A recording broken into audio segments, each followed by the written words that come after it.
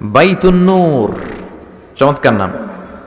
একটা ঘরকে কেন্দ্র করে এতগুলো ঘরের উৎপত্তি। ওই ঘরটার নাম হচ্ছে কাবা। ঘরটার নাম কি? ইত্তাখাযাল্লাহু বাইতান ফিদ দুনিয়া, আল্লাহ দুনিয়াতে একটা ঘর নিলেন, নিজের নামের ঘর, ওটা বাইতুল্লাহ। কিন্তু আল্লাহ কি ওই ঘরে থাকে? থাকে না। কিন্তু আল্লাহ ঘোষণা দিয়েছেন এটা উনার ঘর। এটা এত বরকতময় ঘর, পৃথিবীর অনেক মানুষের হাত এই ঘরের মধ্যে পড়েছে। ফেরেশতারা প্রথমে এই ঘর তৈরি করেছে। আবার এই ঘরের একেবারে উপরে বাইতুল মামুন নামে একটা ঘর আছে না নাই? আমরা কাবার চারদিকে তাওয়াফ করি, ফেরেশতারা তাওয়াফ করে বাইতুল মামুরের চারপাশে। 70,000 করে ফেরেশতা ঢুকে ইবাদত করে বের হয়ে যায়। Up to the day of judgement, কিয়ামত পর্যন্ত আর কেউ আরেকবার ওই বাইতুল মামুরে ঢোকার সুযোগ পায় না। কোন সুবহানাল্লাহ। তার ঠিক বরাবর নিচে আমাদের কাবা। প্রথমে এই কাবাকে তৈরি করলো ফেরেশতারা, তারপর তৈরি করলো সাইয়েদনা আদম, ওনার হাত লাগলো। সাইয়েদনা নূহ আলাইহিস সালামের সময় এমন প্লাবন হলো, বন্যা, ফ্লাড, ড্রাস্টিক্যালি ফ্লাড, সব ভেঙে চুরে শেষ, কাবাও শেষ। নূহ আলাইহিস সালাম নেমে আবার বানালেন। এরপর বানালেন ইব্রাহিম আলাইহিস সালাম। পড়েন সুবহানাল্লাহ। আল্লাহ একটা ফ্রেম দিলেন, ইব্রাহিম এতটুকু উঁচু করবা আমার ঘরটারে, এতটুকু প্রশস্ত করবা, এতটুকু লম্বা করবা। কিন্তু উনি তো এত লম্বা না, এত লম্বা করবে কেমনে? নাগাল পায় না। বানানোর পরে দাঁড়িয়ে আছে, আর উপরের দিকে উঠতে পারে না। আল্লাহ বললেন, don't worry about it, I am sending a beautiful stone from paradise. আমি জান্নাত থেকে একটা স্পেশাল পাথর পাঠিয়ে দিচ্ছি ইব্রাহিম, ওইটার উপরে দাঁড়াও। উপরে উঠতে মন চাইলে উঠে যাবে, নিচে নামতে মন চাইলে নেমে যাবে। মাকাম ইব্রাহিম, জান্নাত থেকে আসা ওই পাথর কাবা ঘরের পাশে আজও আছে না নাই? উনি দাঁড়ালেন, উপরে ওঠা দরকার উঠে যেত অটোমেটিক, নিচে নামা দরকার নেমে যেত। উনিও কাবাঘর বানালেন, ওনার কলিজার টুকরা ইসমাইলও বানালো। কি বাপ আর কি বেটা! কাবাঘর ঝাড়ু দিলেন, তাহেরা বাইতি লিত তাইফিনা ওয়াল আকিফিনা ওয়ার রুকআইস সুজুদ। নবী হয়ে কাবা ঝাড়ু দিতে পারে, মসজিদ ঝাড়ু দিতে পারে, কিন্তু আমরা মসজিদ ঝাড়ু দিতে চাই না। এরকম আছে না নাই? মসজিদেরি ঝাড়ু বারদার, ও কামারে হাত শোনো আমার মুনাজাত, শোনো শোনো ইয়া ইলাহি আমার মুনাজাত, শোনো আমার মুনাজাত। পড়েন আমিন। এজন্য মসজিদের জন্য দরদ থাকার দরকার আছে না নাই? কাজী নজরুল আল্লাহর কাছে দোয়া করলেন, আল্লাহ মসজিদের পাশে আমার কবর করে দিও। কবুল করলেন কে? মসজিদেরি পাশে আমার কবর দিও ভাই, যেন গোরে হতেও মুয়াজ্জিনের আযান শুনতে পাই। আমার গোরের পাশে দিয়ে ভাই নামাজিরা যাবে, পবিত্র সেই পায়ের ধ্বনি এ বান্দা শুনতে পাবে। গোরা যাবে হতে গুনাহগার পাইবে রে হাই, মসজিদেরি পাশে আমায় কবর দিও ভাই। কত মুমিন নামাজি ভাই মসজিদাঙ্গিনাতে, আল্লাহর নামের জিকির করে লুকিয়ে গভীর রাতে। আমি তাদের সাথে ওই আল্লাহর নাম জপতে চাই, আল্লাহর নাম জপতে চাই। পড়েন সবাই, মসজিদেরি পাশে আমায় কবর দিও ভাই। আল্লাহু আকবার। কি কবি ছিলেন! কৃষকের কবি, মজুরের কবি, ধনীর কবি, গরিবের কবি, মুসলমানদের কবি কাজী নজরুল ইসলাম আজীবন ইসলামের পক্ষে লিখেছেন, আজীবন বিশ্বনবীর পক্ষে লিখেছেন, আজীবন কোরআনের পক্ষে লিখেছেন। এজন্য তার শেষ দোয়াটাকে কবুল করে নিয়েছে কে? আল্লাহ। মসজিদের পাশে ওনার কবর আছে না নেই? কোথায়? ঢাকা বিশ্ববিদ্যালয়ে। গেছেন আপনারা? চমৎকার। মসজিদের পাশে প্রতিদিন কবর থেকে আজান শুনে, কিন্তু ওনার কবরের উপর বসে আবার বাদাম খায়। কপত কপতে আছে না নাই? এক ছেলে এক মেয়ে বাদাম খায়। এগুলো থেকে আমাদেরকে বেঁচে থাকতে হবে। এই ক্রাইসিস থেকে আমাদেরকে বেরোয় আসতে হবে। ইসলামী যে কৃষ্টি কালচার, তাহজিব, তামাদ্দুন আল্লাহ আমাদেরকে দিয়েছে, এটাতে বরকত বেশি না কম? সাইয়েদনা ইব্রাহিম বানালেন, ইসমাইল বানালেন, বিশ্বনবী নিজেও বানালেন। বিশ্বনবী নিজেও এই কাবাঘরের নির্মাণ কাজ করেছেন। কাবাঘর যখন ভেঙে গেল, মক্কার কুরাইশরা ডিসাইড করলো আমরা কাবা বানাবো, পাথর লাগবে, কোত্থেকে? ওই জায়গা থেকে পাথর নিয়ে আসবো। সবাই পাথর আনতে শুরু করলো। কুরাইশ ছেলেরা বললো আমরা বাদ যাবো কেন, আমরাও আনবো। ছোট্ট ছোট্ট বাচ্চারা লুঙ্গি খুলে, লুঙ্গিটার এরকম ভাঁজ করে কাঁধের মধ্যে রেখে এটার উপরে একটা পাথর নিয়ে নিয়ে তারা আনতে লাগলো। সব বাচ্চারা আনে একটা পাথর, কয়টা? আর লুঙ্গি খোলা। লুঙ্গি কি? বিশ্বনবীও ছোট্ট, কিন্তু উনি লুঙ্গি খোলেন না। সুবহানাল্লাহ বলবেন না? উনিও ছোট্ট, ওনার ফ্রেন্ড যারা, ওনার সমবয়সা যারা লুঙ্গি খুইলা এরকম ভাঁজ করছে, ল্যাংটা হইয়া পোলাপান গরমের কালে ল্যাংটা হয়ে পুকুরের মধ্যে ডুবাডুবি আছে না নাই? সব জায়গায় একই সিস্টেম। তো লুঙ্গি ভাঁজ করে এই জায়গায় রেখে সব বাচ্চারা একটা করে পাথর টানে। বিশ্বনবী টানে দুইটা করে। কয়টা করে? কিন্তু পরনের লুঙ্গি পরনে আছে না নাই? লুঙ্গি খোলেন না। এটা তো সাধারণ মানুষ না, এটা অসাধারণ মানুষ।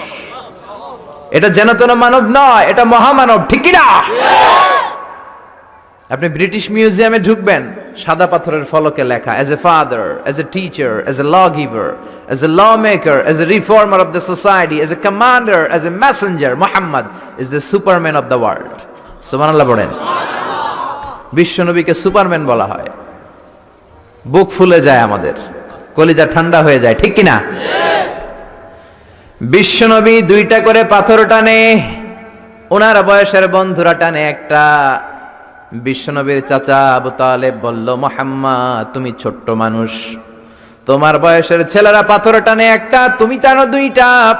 আর সবাই লুঙ্গি খুলে ফেলেছে যাতে কাদের মধ্যে ব্যথা না পায়, চোট না পায়। তুমি যেহেতু দুইটা করে পাথর টানো, তুমিও তোমার লুঙ্গি খোলো। খোলো, লুঙ্গি খুলে রাখো, ছোট্ট মানুষ, কি হয়েছে, খোলো না একটু। এরকম মুরব্বীরা অনেকে বলে কি বলে না? বাংলাদেশে এরকম আছে, মুরব্বীরা বলে আরে লুঙ্গি খুল বেটা, সমস্যা নাই, ছোট্ট মানুষ না। এগুলো করবেন না। যত ছোট্ট বাচ্চা হোক, ওর একটা প্রেস্টিজ আছে না নাই? ওর একটা সম্মান আছে না নাই? এখন থেকে যদি এই অসম্মানগুলো শিখান, ইচ্ছা মতো ঘুষ খাবে, ঘুষ খাইয়া কোপায় ফেলবে সব। শরম থাকবে না, লজ্জা থাকবে না, টেবিলের উপর দিয়েও নিবে, নিচ দিয়েও নিবে, এরকম বেয়াদব আছে না নাই? বিশ্বনবী বললেন, চাচা আমি খুলবো না। কি বললেন? চাচা আই ফিল শাই, আমার লজ্জা লাগে, আমি খুলবো না। আবু তালেব ছাড়ার পাত্র না। না রে ভাতিজা, ছোট্ট মানুষ, তুই বুঝোস না, তোর কষ্ট হয়। বিশ্বনবী কয় কষ্ট হয়, তারপরেও খুলবো। এত লাজুক ছিলেন এই লোকটা, কুমারী নারীর চেয়েও বিশ্বনবী বেশি লাজুক ছিলেন। সুবহানাল্লাহ। ও চাচা আমি এমনিই পারি, আমি দুইটা করে পাথর টানবো, সমস্যা নাই, লুঙ্গি খুলবো না। আবু তালেব ছাড়ার পাত্র নয়। আবু তালেব বলে, ভাতিজা তুমি লুঙ্গি খুলো। বিশ্বনবী তো লুঙ্গি খোলে না। এটা তো সাধারণ নবী না, এটা অসাধারণ নবী, ঠিক কিনা? 5 বছর হালিমার বাড়িতে ছিলেন। হালিমা দুধ খাওয়ালো। হালিমা বলল, মুহাম্মদ রে দুধ খাওয়াতে নিলাম, কিন্তু আজীব তামাশা, আমার ডান স্তনের দুধটা খায়, বাম স্তনের দুধ তো খাওয়াতে পারি না, বাম স্তনের দুধটা মুখে ঢোকাতে পারি না। 5টা বছর ছিল, 2 বছর দুধ খাইলো, একদিনের জন্য আমার বাম স্তন টাচ করে নাই। কারণ হালিমার আরো কয়েকটা ছেলে মেয়ে ছিল। উনাইসা নামে এক মেয়ে ছিল, সাইমা নামে আরেক মেয়ে, আব্দুল্লাহ নামে এক ছেলে, এরাও দুধের বাচ্চা ছিল। বিশ্বনবী যদি একাই 2 স্তনের দুধ সাবার করে ফেলেন, তাহলে দুধ ভাই বোনরা খাবে কি? 2 বছর বাচ্চা মুহাম্মদ ইনসাফ প্রতিষ্ঠা করেছেন, কোন ঠিক কিনা? আবার হালিমা বলে, এই ছেলেটারে আমি 5 বছর রাখলাম, এই 5 বছরে কোনোদিন কুরাইশি মুহাম্মদ রে কান্না করতে দেখি নাই, শুধু একটা সময় কান্না করত। এই ছেলেটা ক্ষুধার অভাবে কাঁদে নাই, ব্যথা পেলে কোনোদিন মুহাম্মদ কাঁদে নাই, শুধু লজ্জাস্থানের জায়গা থেকে কাপড়টা একটু সরে গেলে শিশু মুহাম্মদ কেঁদে উঠত। বিশ্বনবী বললেন, চাচা আমি লুঙ্গি খুলবো না, আমি 2টা নিতে পারবো। আবু তালেব বলল, সমস্যা নাই, খোলো। বিশ্বনবী কয় না, খুলবো না। আবু তালেব বিশ্বনবীর লুঙ্গির গোছায় ধরে টান দিলেন, টান দিতে দেরি হয়ে যায়, বিশ্বনবীর বেহুশ হতে দেরি হয় না, বেহুশ হয়ে পড়ে গেলেন। লুঙ্গি আর খোলা হয় নাই। বিশ্বনবীর লজ্জাস্থান পৃথিবীর কেউ দেখে নাই, চিল্লায় পড়েন আল্লাহু আকবার। এজন্য লজ্জাশীলতা শিখাবেন। লজ্জাশীলতা সব নারীদের ভূষণ। দৌলতপুর বাইতুন নূর জামে মসজিদ, এই বাইতুন নূর ধরে ধরে এত কথা চলে আসছে, ঠিক কি না? বাইতুন নূর এসেছে কাবা ঘর থেকে। এই কাবা ঘর ইব্রাহিম আলাইহিস সালাম বানালেন। বানানো শেষ, আল্লাহ বলেন, ইব্রাহিম আজান দাও। কি দাও? জোরে বলেন, কি দাও? আজান দেননি আপনারা নাকি খালি মুয়াজ্জিন দেয়? আপনিও দিবেন। আজান দিলে মর্যাদা বাড়ায় কে? আতওয়ালুল আ'নাকি ইয়াউমাল কিয়ামা, দুনিয়ার বুকে যারা আযান দিবে কিয়ামতের দিন তাদের গলাগুলো সবার চাইতে জিরাফের মতো উঁচু হয়ে থাকবে। দেখলেই বুঝা যাবে এই মুয়াজ্জিন ছেলেগুলা সব। আল্লাহু আকবার। কিসের আযান দিব? আল্লাহ আল্লাহ বললেন, ও ইব্রাহিম, ঘর বানালা, ঘরটা জিয়ারত করতে হবে, আযান দাও, তাড়াতাড়ি আযান দাও।